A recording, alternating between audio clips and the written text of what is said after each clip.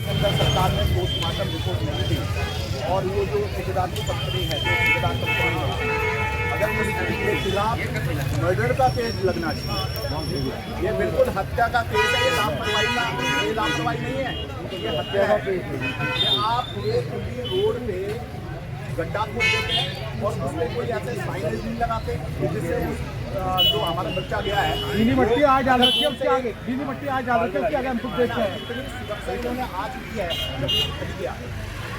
अगर ये आज ही अगर ये पहले कर रहे तो ये हादसा नहीं होता। दूसरा, वो जो ठेकेदार है जिसके वहाँ पे कर्मचारी थे और जब उन्होंने देखा कि ये लड़का उस गड्ढे में गिर गया है, उसके बावजूद भी उनकी लापरवाही और उनकी अमानवीय जो हरकत है वो कितनी दुखदायी है कि उन्होंने खबर तक नहीं करी ये लड़का गिर गया। अगर उस टाइम सरकार के जो डिपार्टमेंट है, दिल्ली जल बोर्ड या जो भी है, अगर वो ये करती तो मैं ये समझता हूँ कि जान बचाई जा सकती। इसीलिए आज ये पहला शांति मार्च है और सरकार को चेतावनी है कि अगर 48 घंटे के अंदर कार्रवाई नहीं हुई तो पूरा समाज दिल्ली का पूरा समाज और पूरा उत्तराखंड का समाज प्रदर्शन करेगा। उसमें खाने का घेराव होगा, मुख्यमंत्री आवास का घेराव होगा और अगर हमें चक्का जाम करना पड़े तो पूरे दिल्ली के अंदर इतने लोग हैं, हम दिल्ली जाम करेंगे।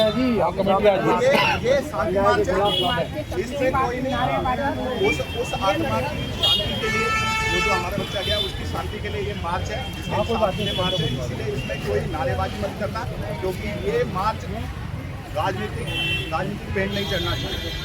केवल उस परिवार की मदद के लिए और उस आत्मा की शांति के लिए मार्च है। ये कैंडल मार्च इसीलिए, ठीक है, और सब लाइन से चलेंगे आराम से, बिना शोर कोई सामाजिक तौर पर कोई अगर ऐसा हो, सरकार को कितनी परेशानी हो, किसी डिपार्टमेंट को कितनी परेशानी हो, वो हम नहीं देखेंगे।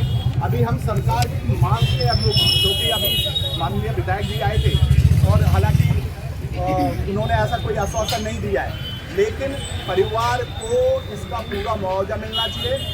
पहला, उसको इंसाफ मिलना चाहिए। जिसकी लापरवाही से मैं तो ठेकेदार जो है, जिस कंपनी का वो, चाहे कोई भी बड़ी कंपनी है, उसको बचाने की जो रिपोर्ट सरकार द्वारा की जा रही है, डिपार्टमेंट द्वारा की जा रही है, इसको बर्दाश्त नहीं किया जाए। आप सभी का बहुत बहुत धन्यवाद। हमारी मांग जो इसके आरोपी है वो गिरफ्तार भी हो, सजा कड़ी सजा मिलनी चाहिए। बिल्कुल, ये हत्या का केस है, ये लापरवाही नहीं, ये हत्या का केस है। इस पे हत्या का केस दर्ज होना चाहिए, सीधी सी बात है। ये कोई लापरवाही का मंजर नहीं है, ये सीधा हत्या का केस बनता है। जो कंपनी द्वारा जो ठेका दिया गया सरकार द्वारा, उसके खिलाफ उसका जो मालिक है, उसका जो ठेकेदार है, इन सबके खिलाफ जो इंजीनियर है, इसकी देख रेख में जो उनके खिलाफ हत्या का केस दर्ज होना चाहिए। बिल्कुल होना चाहिए, बिल्कुल हत्या का केस से कम मानेंगे नहीं। एक नौजवान खोया है, जब देश के प्रधानमंत्री, हर बड़ा नेता यही बोलता है कि आज युवाओं का देश है। आज जब हम एक युवा को खोया है, समाज की क्षति है, पूरे देश की क्षति है, इसके लिए आप। लेकिन अगर मुआवजा चाहिए तो मुआवजा उस आधार पर होना चाहिए जिस आधार पर उसकी उम्र है।